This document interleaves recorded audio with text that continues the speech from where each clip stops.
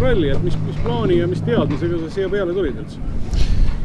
Plaan oli tegelikult, kõige tähtsam oli see, et kaardulugejaga harjuda, et kuna mul see hooaeg on pisut erinevaid inimesi seal kõrval istunud ja erinevatel põhjustel ei ole nendega jätkanud, siis jah, Hendrik ütles, et ta tuleks aitaks mind välja ja see oli hea võimalus siin ennast proovile panna, et vaatame, kuidas koostöö sujub. Ja teiseks loomulikult ettevalmistus Soomeks, et nüüd kuu lõpus on Imatra meistrivõistluste etapp Soomes ja plaan on seal osaleda. Et see oli kruusa nii-öelda tunnetus kätte saada. Kuidas koostöö sojus? Väga hästi, ma olen rahul, et ma arvan, et Hendrik võib ka rahul olla ja tõesti esimesest meetrist oli asjad paigas ja nii nagu peab olema, et selles mõttes ei oska midagi halba kommenteerida. Kui valmistusid Soome meistrivõistluste etapiks, et mis siit nagu nii-öelda kaasa võtta on selleks Soome sõiduks? Autotunnetus pigem, et ütleme, et teelud on ilmselt pisut teistsugused, seal on teistsugune pinnas ja ilmselt ka profiil on teistsugune, aga pigem oli see, et autoga saada omaks, sest kruusa peal ma ei ole sellega sõitnud, et talverallisid ainult, aga 3 tükki sai sõidetud, et see oligi nagu hea tunnetus selleks, et mis mind Soomes võib ees oodata selle autoga, aga meil on Soomes ka muidugi plaan ennem testida. Et esimene klassi võit, nagu me just rääkisime kaamera väliselt, et mis su taust on, et mis see teekond on olnud Eesti meistrivõistluste klassi võiduni? Teekond on päris pikk olnud, et nüüd juba 15 aastat vähemalt on sellega tegelenud, mitte küll autoralliga, aga erinevate autospordiüritustega, et siis kardiga ma alustasin 6-aastaselt ja nüüd olen jõudnud rallini ja rahvarallid ja rahvasprindid kõik ka läbi käidud. Kuidas see tänane ralli nagu minema hakkas, kuidas sa rütmi kätte said? Ma ausalt öeldes tulime siia üldse nagu niinimetatud testrallile, siis et kuna autoga ma ei olnud 1,5 aastat sõitnud ja kastid ja mootorid kõik olid uued, siis tulime siia nagu shakedownina, et vaatama, et kas kõik kestab üldse. Ja kuidagi lausa esimesest katsest hakkas juba üllatavalt hästi minema, nagu täiesti endalegi täiesti hämmendust tekitav, et kuidagi jube ja tunne oli ja pärast, kui katseaegu vaatasime, et siis oli endalegi väga suur üllatus, et nii head ajad tulid üldse. Küsimusega, et sprintralli formaat, et kas see nõuab nagu sõitjalt ka kuidagi teistsugust häälestust? Ma ei tea, kas ta teistsugust häälestust nõuab, aga ta kindlasti mugavam. Ja tegelikult täitsa meeldis ka, et päev oli tempokas ja erilist passimist ei olnud ja logistiliselt oli ka lihtne, et ma arvan, et okei. Kuidas katsed minema hakkasid? Kiired, üsna libedad?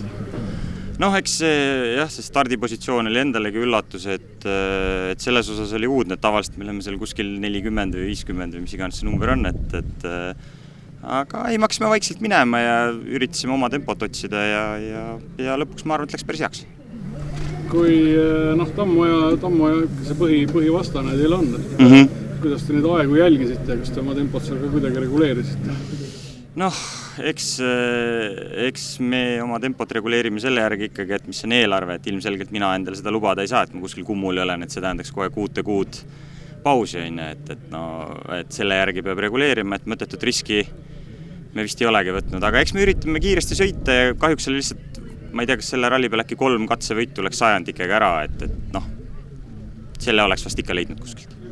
Kiire ja lühike ralli, et millise plaaniga tuli peale minna? Et pidi kohe esimesest katsest saati suruma ja kuna esimene katse tuli hästi välja, siis sai ülejäänud päeva võtta natuke tempot maha ja kindlasti hea lühike formaat, et päev sai kiiresti otsa. Kuidas sulle need katsed meeldisid? Üsna kiired ja tehnilised vist ka? Kindlasti katsed olid väga põnevad. Oli kiiret, oli aeglast, mahapöördid, oli auke, oli hüppeid. Et kindlasti väga meeldis. EMB8 võit, on see nüüd sinu jaoks kuidagi selline verstapost ka? Et kindlasti, et kuigi nüüd siit võistluselt sain küll pooled punktid, aga kindlasti tuli kasuks. Hommikul oli selline kiire rajaga tutvumine, võistluspäeva hommik. Kuidas kirja saite ja mis mulje jäi? Me alustasime päris varakult juba seda kirjutamist, et raja saime minu arvates suurepäraselt kirja. et nii hästi ei olegi veel vist saanud ja ma ei tea, 3 korda saime läbi sõita selles suhtes, et aga meile piisas juba tegelikult 2, et jah, väga hästi. Kuidas hommikul rütmi kätte saite või mitte hommikul, aga siis pärast lõuda? Ja esimene katse sõitsime läbi, katsel olime 2. koht, just 20 sajandiga kaotasime. Ja jah, siis vaatasime, et peame veits juurde panema ja siis saime sealt enam-vähem rütmi kätte ja hakkasime sõitma. Katsed olid väga kiired, kuidas nii-öelda sellises tempos nagu püsida oli väga keeruline? Ei, selles suhtes oli okei. See teine katse, mis nii-öelda 4 ära jäi, oli veits selles suhtes metsa vahel hästi kitsas, hästi kiire minu jaoks, aga ma ei tea, ma olin isegi natuke õnnelik, et ära jäi, et ma ei oleks julgenud teist korda niimoodi sõita. Ütleme noore sõitjana, mis sulle endale tundub, mis nagu see oluline kogemus võis olla või põhiline, mis kaasa võtta? Ma arvan, et see kiired rajad on väga tähtsad selles suhtes, et kiired kurvid ja sinna legendi usaldamine ja kõik see, et selles suhtes vahepeal olid tolmupilved üleval, et just seal see legendi usaldamine kõige tähtsam.